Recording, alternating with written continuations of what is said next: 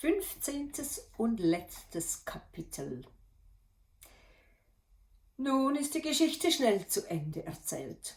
Der Polizist nahm dem dicken Mann das Geld ab für die Buße.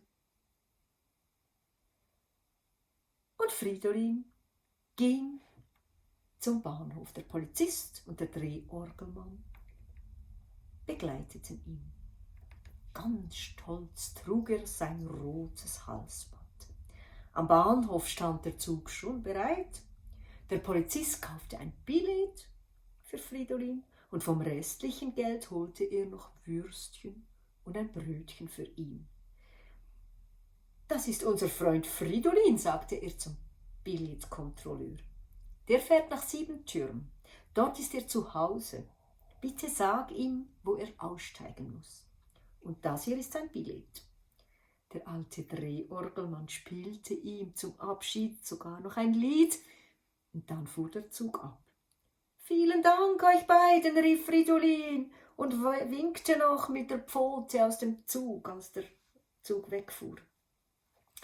Die Sonne war schon untergegangen und es war schon dunkel geworden, als der Zug in Siebentürm ankam. Fridolin rannte vom Bahnhof geradewegs nach Hause. Fridolin, Fridolin, rief Willi, und Freudentränen glänzten in seinen Augen. Du bist wieder hier. Wo kommst du denn her? Wo bist du gewesen? Wir haben dich überall gesucht. Und auch Fridolin heulte vor Freude und warf Willi mit seinen Sprüngen fast zu Boden. Dann sagte er, ich hatte mein Halsband verloren und musste es überall suchen. Ich konnte doch ohne Halsband nicht mehr nach Hause kommen. In der halben Welt bin ich herumgefahren, bis ich es endlich wieder habe. Du dummer, kleiner Kerl, sagte Willi und drückte Fridolin fest an sich. Du hättest doch auch ohne Halsband wieder zurückkommen können. Ich hatte solche Angst um dich, ich dachte schon, du seist tot.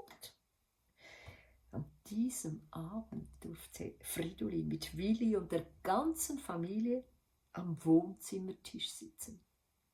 Dann berichtete er, was er seit seinem Geburtstag alles erlebt hatte. Er erzählte von den bösen Hunden, von Lisa, wie er mit dem Zug nach Oberkirch gefahren und mit dem verbundenen Schwanz auf die Alp gewandert war, von der Luftseilbahn und dem Lämmergeiern, von der Nacht im dunklen Keller und wie ihm der lange Polizist und der Drehorgelmann in der großen Stadt geholfen hatten, damit er sein Halsband doch noch bekam. Auch die Diebe im Hotel vergaß er natürlich nicht.